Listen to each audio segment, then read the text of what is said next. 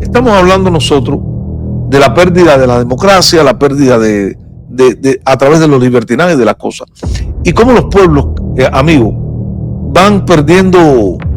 ¿Por qué los pueblos ceden y entregan la democracia?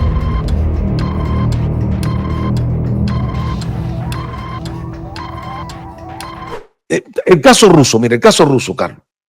Vimos que se cayó la cortina de hierro, el muro de Berlín, se cae la Unión Soviética aparentemente, entra en un proceso de renovación, de transformación, pero de pronto los soviéticos pierden esa libertad y aceptan a un hombre duro. Sí, la Unión Soviética, Rusia de ahora tiene todo. Tiene shopping center, tiene mall, hay un nivel de vida de un gran % de los rusos muy bueno. Pero ¿por qué ceder la democracia, Carlos? ¿Y cómo poder rescatar nuevamente la democracia de estos regímenes? Mira, el caso de Turquía. Turquía tenía, antes de Erdogan, Turquía tenía procesos electorales. Llegó Erdogan y se apoderó de Turquía. Y a los turcos les gusta, los turcos votan por él. Y llevan 22 años, igualmente Putin. Igualmente vemos en Venezuela lo que sucedió. Igualmente vemos en Nicaragua, inclusive lo estamos viendo en México, Carlos, que se ha perdido y se está perdiendo la democracia, porque es el control de un solo partido, centralizando los poderes, un solo partido, es el fin de la democracia, ¿no? Pero ¿cómo se puede rescatar la democracia, Carlos? ¿Cómo tú crees que los pueblos, las sociedades pueden rescatar la democracia?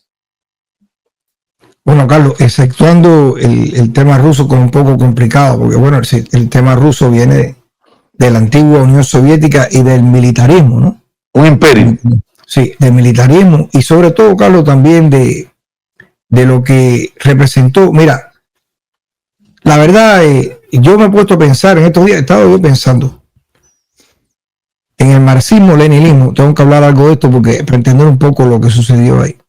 Y lo que es, ellos le llaman la dictadura del proletariado, pero la dictadura del proletariado no significa de que el proletariado, o sea, la masa trabajadora, sea un dictador, sino el poder en manos de los trabajadores. O sea, rotándose, pero en manos de los trabajadores. Eso se llama la dictadura del proletariado. Pero en realidad, en ninguno de estos países, empezando por la Unión Soviética, ni por la misma China de Mao, que entre el marxismo-leninismo y el maoísmo, había diferencias de concepto que claro, llevaron incluso a un enfrentamiento entre lo que fue la China comunista de Mao y la Unión Soviética. Pero en estos países, realmente estos procesos llevaron a dictadores al poder, dictadores ligados a una casta militar. Y así, cuando Lenin muere, sube Stalin. Stalin pasó todo el periodo de la guerra, muere Stalin. Y después viene Nikita Khrushchev. Pero ante Nikita Khrushchev le mete el pie a otros posibles líderes del Partido Comunista Soviético. Sí. Yo no recuerdo, fue Chukov o alguien que sacó Nikita Khrushchev de ahí y prácticamente lo liquidó. Pero yo digo que después de cada presidente o cada líder político de la antigua Unión Soviética, siempre se mostraron personas que hubo su diferencia entre ellos.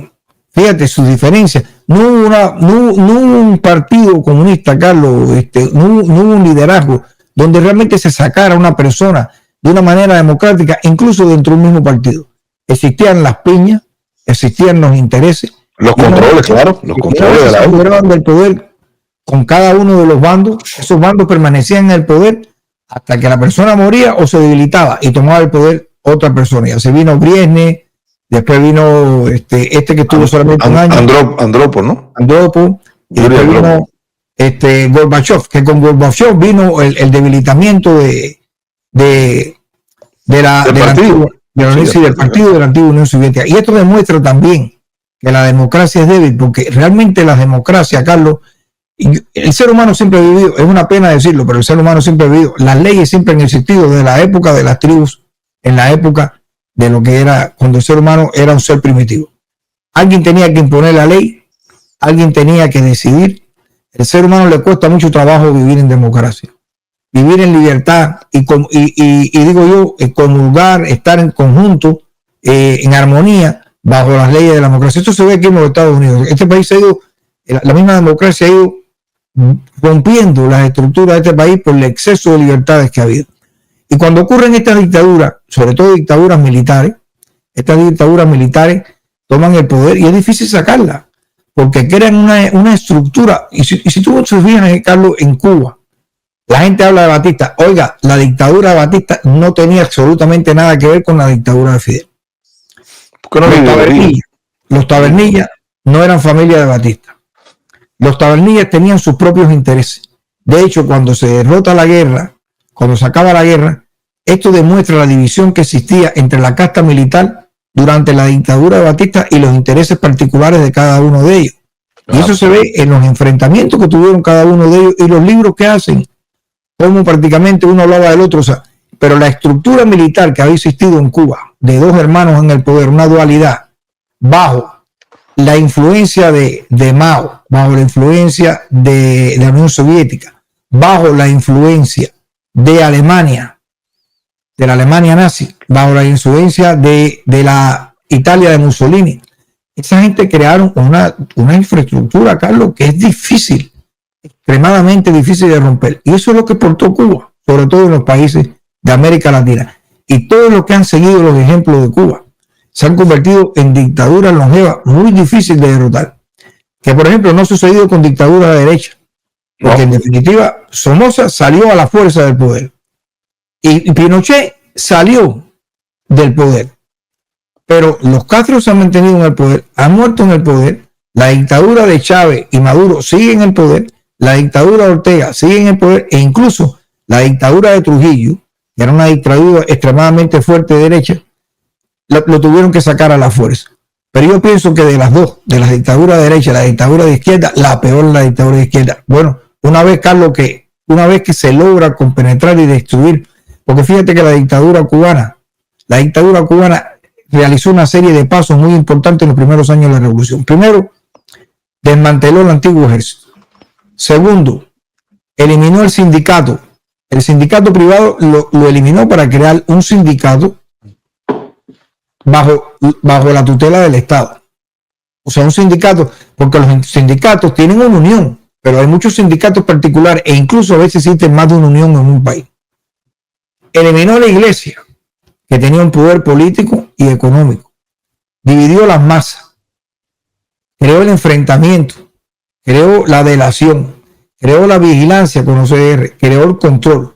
Eliminó la propiedad privada. Eliminó el latifundio. Realizó la reforma agraria y, Carlos, una estrategia de la reforma agraria, sobre todo la segunda reforma agraria, que en la segunda reforma agraria, porque en la primera reforma agraria se tocaron los grandes terratenientes, pero en la segunda reforma agraria, que llegaba hasta cerca, creo son 65 caballerías de tierra, y que después la redujo a 5, esta estrategia de reducir a 5 no solamente fue una estrategia para darle posibilidad de repartir la tierra entre diferentes campesinos, sino en eliminar las extensiones territoriales que tenían como la posibilidad de alojamiento de bandas subversivas, bandas guerrilleras en esa zona. Al desmantelar toda esa infraestructura y crearlo en pequeños lugares, él eliminó la posibilidad de que se pusieran de acuerdo y que las bandas subversivas o los insurgentes pudieran andar como anduvieron las bandas de Fidel en la época de la dictadura, que se tenían grandes territorios que ellos tenían en la posibilidad de poder moverse sin interferencia ninguna. Esto fue una cosa extremadamente bien pensada en elaborar pueblos en los lugares intrincados, como fue en el Escambray, pueblos donde ellos centralizaron a los campesinos en poblaciones.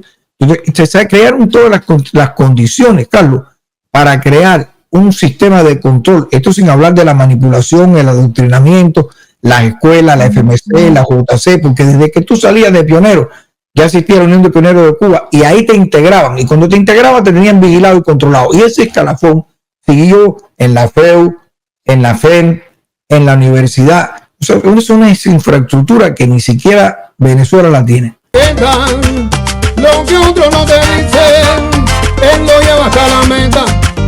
Amigo para muchos, traidor para otros, pero solo Dios sabe que tú no eres como todos.